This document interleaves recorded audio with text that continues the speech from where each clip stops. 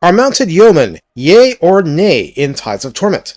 Not exactly anybody's idea of elite cavalry. Sometimes they're all you have, sometimes they're all you need. There's also an archer version, and the others don't do arrows. So, let's take a good look at the pros and cons alike. Then, Parliament can vote.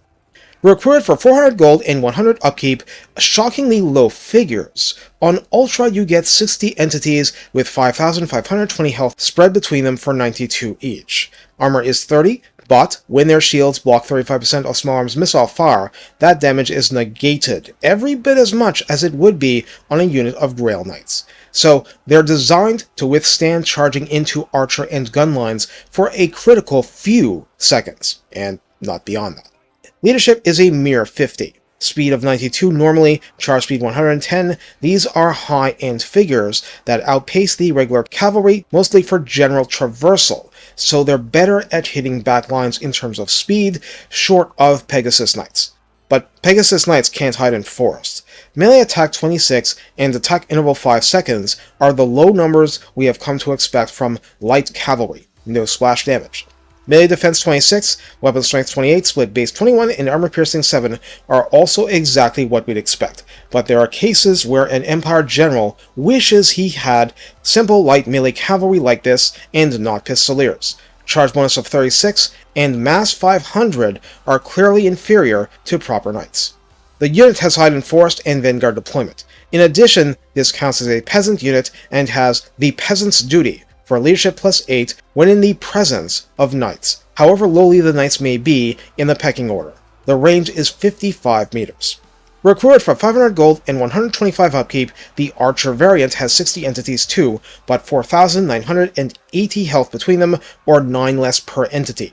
Armor is 30, but the shields are gone. Leadership 45 is 5 worse, melee attack 18 is 8 worse. Things remain the same until we get to melee defense 16, or 10 worse. Weapon strength 22 is split base 19 and armor piercing 3, pretty anemic. Charge bonus is 15 or a full 21 worse, and mass is 500 again. What we get in return for these voluminous nerfs is 18 volleys worth of ammunition, range 125 meters for arrows fired in a 360-degree arc, nominal damage 17. Each arrow hits for base 16 and armor-piercing 3 damage, which is not light damage at all if the enemy is reasonably armored only. It's 1 arrow per volley, they're not Dark Elves, with a reload time of 11 seconds on the slow side. Total accuracy is the standard 20, which gets better with veterancy. Calibration range 90, meaning only extra inaccurate, close to their maximum range, and calibration area is 4 meters before being adjusted by total accuracy, meaning this is much better at pelting an infantry unit than sniping a general on foot. There is no multi-target penetration effect.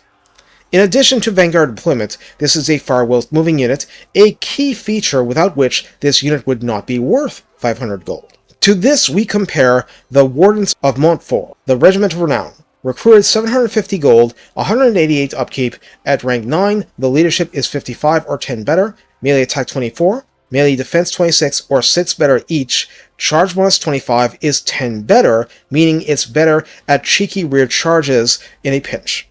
The rank 9 status means reload time has fallen to 9.02 seconds, total accuracy climbs to 43, and every arrow carries poison with all its usual benefits of 15% damage reduction for ranged and melee, and minus 15% speed.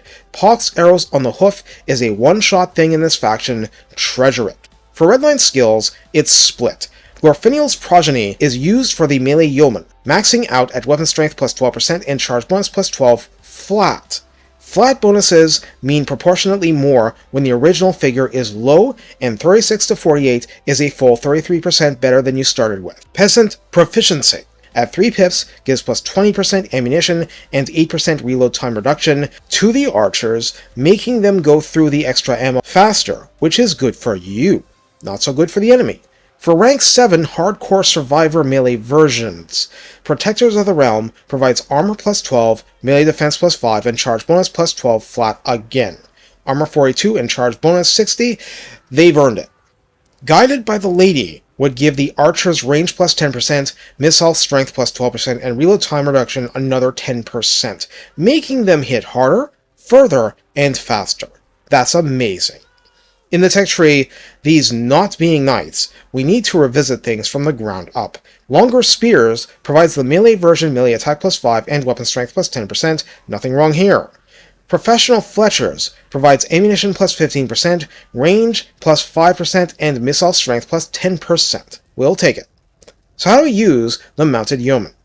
As we can see, the combination of speccing into them and the text to cap things off means they can get very respectable for paper armor riders. For all their uselessness in melee, relative to others, the Yeoman Archers gain fat percentage boosts to their ammunition and ranged performance that they can become far better at dishing it out. Of course, not being reduced in speed whatsoever means they are extremely valuable as squirrel units, making the enemy chase them merrily across the battlefield and doing harassment-type jobs. Having even a single melee version to slip in and defang missile cavalry and crash into archer lines unable to fight them on equal terms is a huge tactical advantage, one that might be more pronounced in a faction not brimming with elite cavalry. But hey, sometimes it's all you have. Problem is that cavalry is expensive unless you've used the VAL system properly. If your issue is rushing the cavalry that can do the most good here and now to the front lines, yeomen might be just good enough, and the archers are your only place for on-the-hoof firing whilst moving. These tactics might not work in a faction with no missile infantry, but your peasants with bows on foot are long-ranged and quite formidable against quite a few targets. Lure and destroy. It works. This is to say, the utility of these units comes to a sharp end when the enemy is really high armor. At that point, it becomes desperate with charging and shooting, and praying to the lady that it's just good enough, especially in combination with other forces. These are high efficiency units, but there is a cap on their effectiveness. Take care, and have fun chasing the enemy down like hounds after foxes.